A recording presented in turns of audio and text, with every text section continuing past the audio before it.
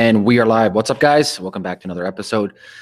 And today's special guest is Ty Walker. A little quick bio of his. He started mining Bitcoin in 2010 to 2011 on a single Nvidia GeForce GTX 260 and mined somewhere around 200 Bitcoin before his computer died and he had to wipe the machine. He may have backed up the wallet.dat file, but then in late 2011, his machine for some reason failed while trying to write the RAID array where the wallet file might have been and got corrupted. But then a day, he doesn't have that anymore. He took a break from crypto until about 2015 when he left his job to study data science and started getting back into crypto space. Spent some time as a mediocre day trader, then started mining again in 2016 and has been doing ever since. And he's currently a self-employed and mining is his full-time job. Ty, welcome to the show. Thank you for having me.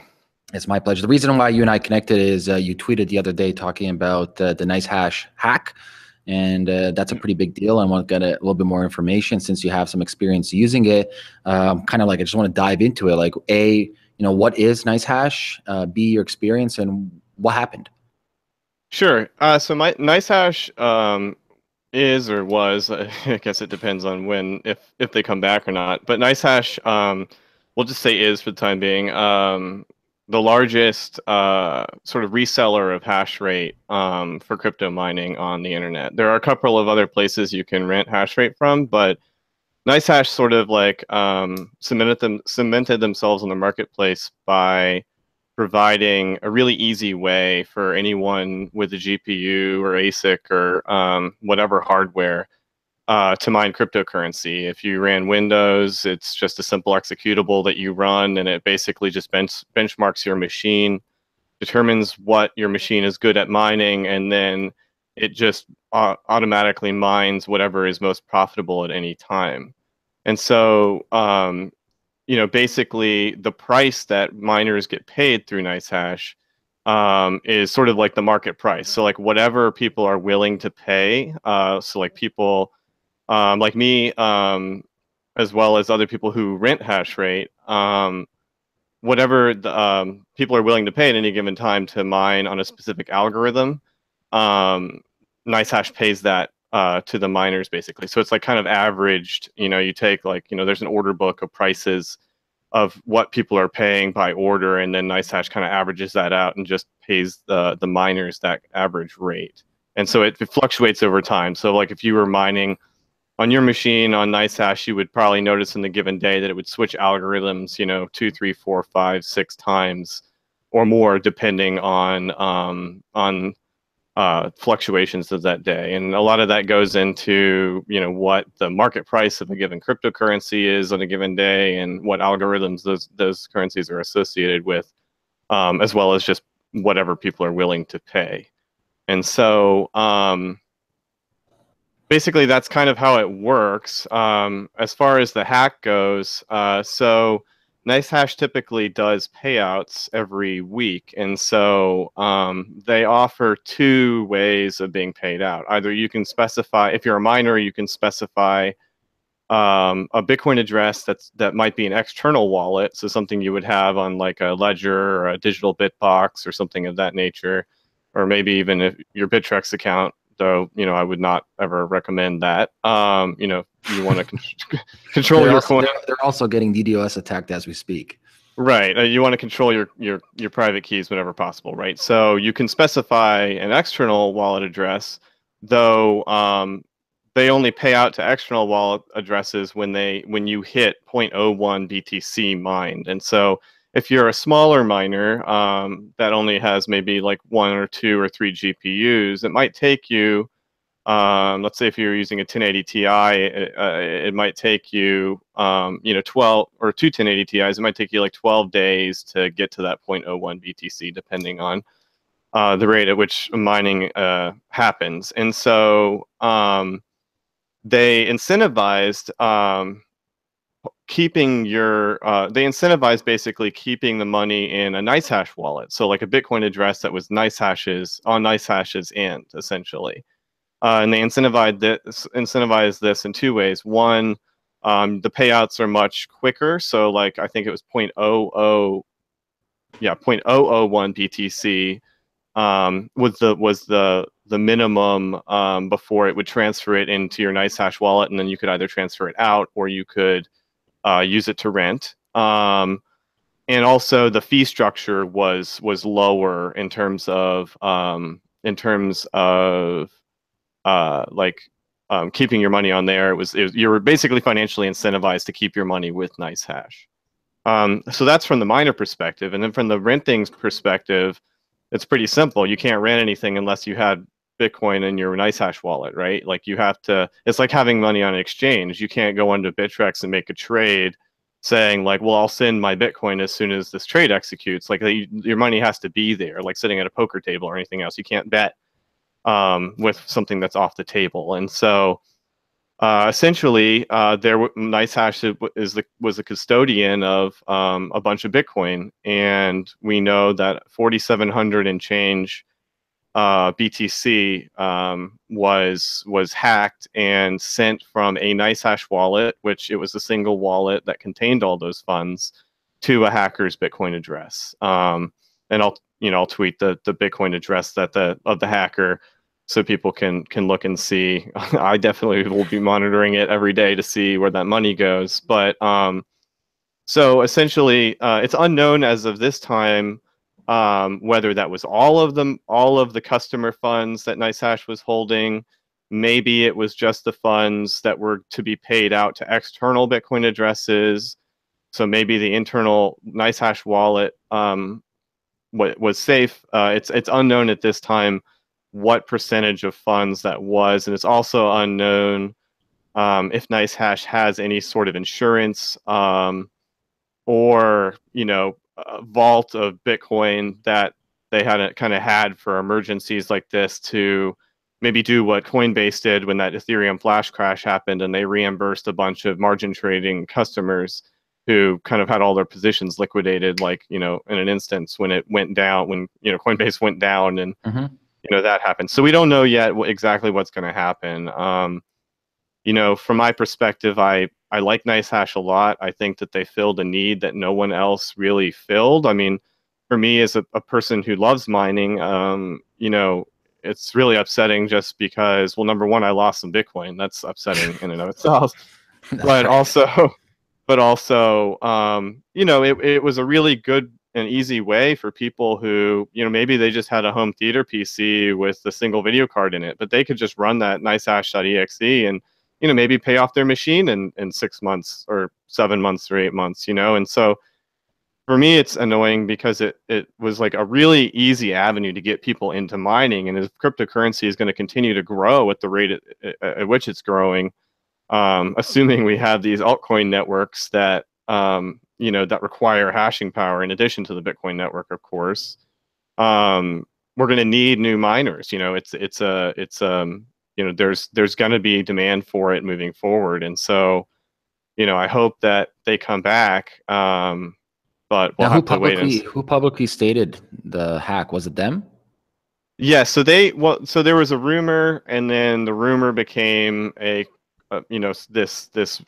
was wiki something. It was a tech blog that posted that they had spoken with NiceHash, and the quote that was saying like, and we're working with authorities, which was indicative that something nefarious had happened. And then they came out with a public statement on Reddit, and then they posted that public statement to their website as well. So you can go to nicehash.com right now, and assuming it's still down, which it is, my question is like, and read the statements. Anyway, sorry, go ahead. Let me ask you this. So they lost 4,000 something of Bitcoin. Why don't they just keep that offline, and when the time comes to reimburse, they just put it back online? Yeah, so this, it gets into their internal management of funds, and yeah, I mean, it's pretty standard operating procedure for a pool operator. So we think about pools such as Mining Pool Hub, or Supernova, or Zpool, or Litecoin Pool, or any of these pools. It's common for them to have cold storage to prevent something like this from happening. So I'm not sure what happened. I don't know if this was their standard operating procedure and they've had this one address. I haven't looked at the historical deposits of the address that the money was pulled from. But it's possible that this was just their poor operating procedures. It's also possible that the money was in the process of being moved out from, maybe, this address had only some of the NiceHash funds and it was being split before it was going somewhere else or going to cold storage for all I know. I'm not sure. But yeah, we don't really know. It's speculation at this point exactly what their procedures were and why and how this happened. So we will know more, I think, as they investigate on their end, and then decide to let us know what happened. So You said something interesting before yesterday. Was it like 50% of the hashing rate dropped off after the hack? yeah, so I noticed, because I have some of my own hardware as well, and so I noticed NiceHash went down when my API, like all my API code failed, and then I also noticed that my machine wasn't mining anymore, and that my balance was zero, which was concerning, and so I ended up, essentially, switching it up and mining to a pool directly rather than mining for NiceHash with my hardware, which I do periodically anyway. And through monitoring the hash rates on the pool I was on, I noticed that a lot of the network hash rates for a variety of different coins had dropped substantially. I don't know the average across all of them, but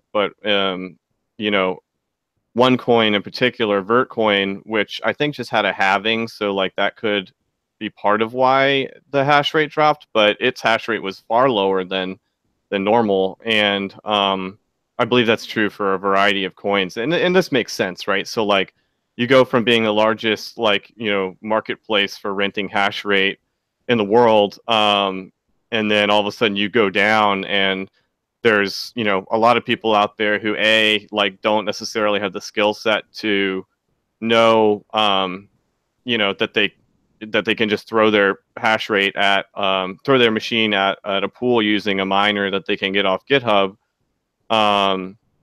or people are away from their machines, and NiceHash was pretty reliable, so like people might have been away from their machines and just didn't get wind of the hack and the fact that NiceHash was down until later on in the day. And so, yeah, the hash rate of a lot of networks dropped pretty substantially, I would say, for a while. I didn't get a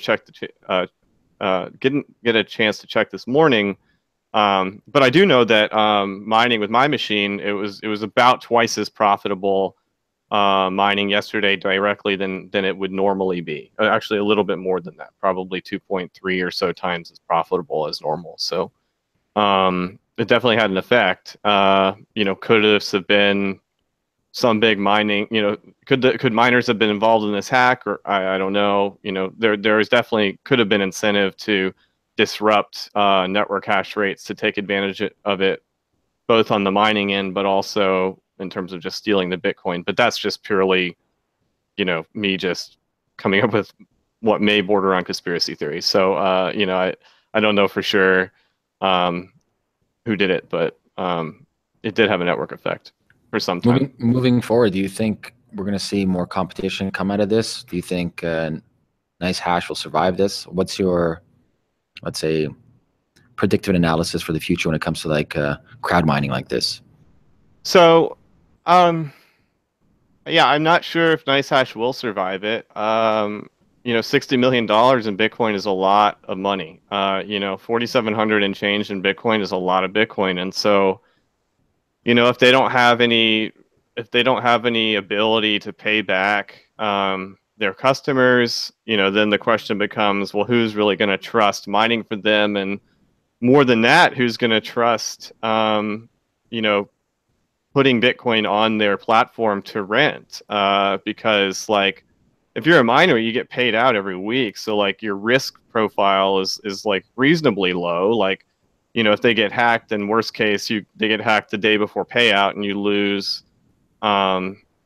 your week's worth of earnings, unless you were just keeping money on there and you're pay and you just weren't sending the money off to a hardware wallet or cold storage, something like that. So I don't know. They'll come back. There is, there are other providers out there. MiningRigRentals.com is a provider. They might see an increase in business. They operate a little differently than NiceHash. It's a little less user friendly than NiceHash is on the renting side. But who knows? Maybe this will be an opportunity for them to grab a bigger chunk of the market share. I know that there are going to be people out there that are going to want to, you know, run their rigs on a platform like NiceHash because it's just simply a lot easier from a workflow perspective to do that versus like writing your own custom scripts to algorithm switch based on profitability. It's a lot easier to have a provider just do all that for you. So it's possible we'll see a new competitor to NiceHash emerge. It's also What's your possible. game plan? My game plan? I don't know, honestly. I mean, we're still early. It's only been roughly 24 hours since I kind of learned about what happened. I think that, yeah, I just haven't really figured it out yet in terms of exactly what I'm gonna do. I'm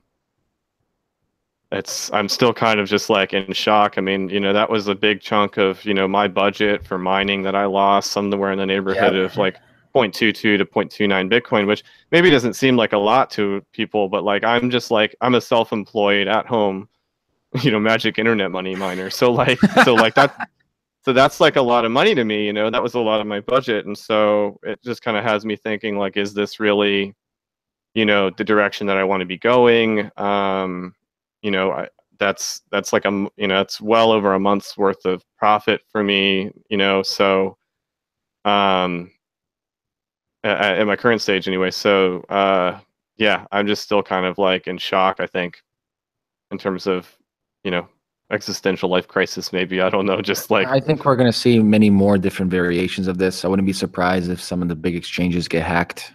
There's a lot of issues going on with that. Those are the weak points in the crypto space, these centralized servers that are holding countless and countless of Bitcoins and cryptos and tokens online.